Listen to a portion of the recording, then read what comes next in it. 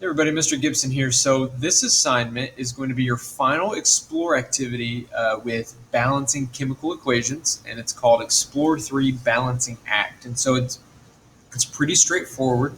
You're simply going to open up this PDF with Kami, and the first thing you're going to do is you're going to fill in these blanks. So it's all about the law of conservation of mass, which says that atoms cannot be created or destroyed. And it's all about why we have to balance chemical equations. The idea that there must be the same number of atoms on each side of the chemical equation.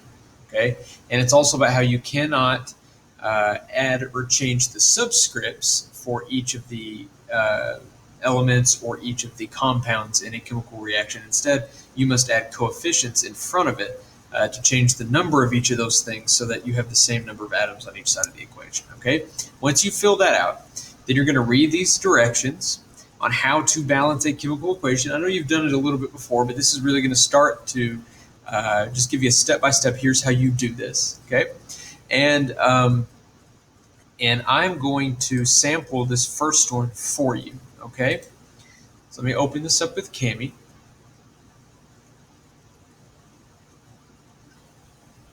Okay, so you're going to need to use text boxes for this. You can draw if you want to, but text boxes are probably the easiest. So here we've got magnesium plus diatomic oxygen, O2, yields magnesium oxide, MgO. And so right off the bat, let's go ahead and count and see how many of each atom that we have. Now, if you can do some of this in your head, that's okay. I'm really just more concerned that you're able to get the right answer. But if you're not great with proportions or ratios and you know that you can't do this in your head and get the right answer most times, then I really advise you to write these out, okay? So I'm going to write it out for you as if I couldn't do this in my head. So we've got magnesium and oxygen on the left of the arrow, magnesium and oxygen on the right of the arrow. And so let's count how many of each atom we have. So here we've got magnesium, and there's no subscript, so it's just implied that there is only one of those. I'm going to change my font size just a little bit. So we've got one magnesium. Okay, over here I've got O2, so that subscript tells me I've got two oxygens. Here I've got MgO, so I've just got one of each. I've got one magnesium on the right and one oxygen on the right. Okay, so you can tell now from looking at this equation is not balanced. We don't have the same number of each type of atom on each side. Now our magnesiums look balanced, but our oxygen is not. We've got two on the reactant side and only one on the product side, so it looks like an atom has been destroyed, but we know that that's not possible because of the law of conservation of matter. So what we have to do is add coefficients, big numbers in front of these, in order to balance this equation so we have the same number of each one. So let's go ahead and start doing that. We know we have two oxygens over here and only one over here. So we need to add a coefficient in front of this molecule to make the oxygens equal 2. So what times 1 is 2? Well, 2. Okay, so now we've got 2 molecules of magnesium oxide. So that changes the number of atoms we have. When you add a coefficient, that number gets distributed to every element in front of it in that compound. Okay, so now we have 2 magnesiums over here, and we have 2 oxygens. So now oxygen is balanced. We've got 2 on each side, but now our magnesiums are unbalanced. Okay, so now we need to do something to balance that. So if we've got 2 over here and only 1 over here, then I can put a 2 as a coefficient right in front of magnesium. So now we've got 2 magnesium atoms reacting with 2 oxygen atoms.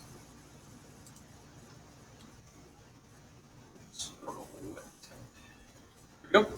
And now it is balanced. We've got 2 atoms of magnesium reacting with oxygen to yield 2 molecules of magnesium oxide. And when we write it like that, it reflects the law of conservation of matter because we have the same number of atoms on each side. Now, if you wanted to, if an empty box would bother you, you could put a 1 there.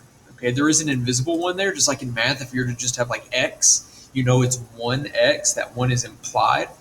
Whenever we don't have a coefficient, it's just implied that there's a 1 there.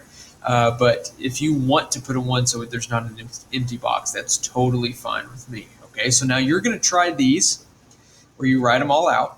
And then you've got this where the atoms are not listed below for you. You can try to do it without listing them. It says show your lists if you're confident.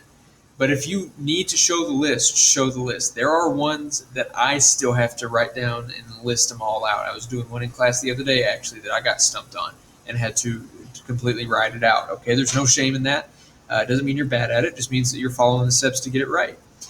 If you are absolutely stuck, I want you to review this. This is a step-by-step example problem of the one I just did. And if you are still just completely snagged on one and you cannot figure out what coefficients you need to balance it, email me and I'll help you get the right answer. Okay? If you guys have any other questions, like I said, feel free to email me, and good luck.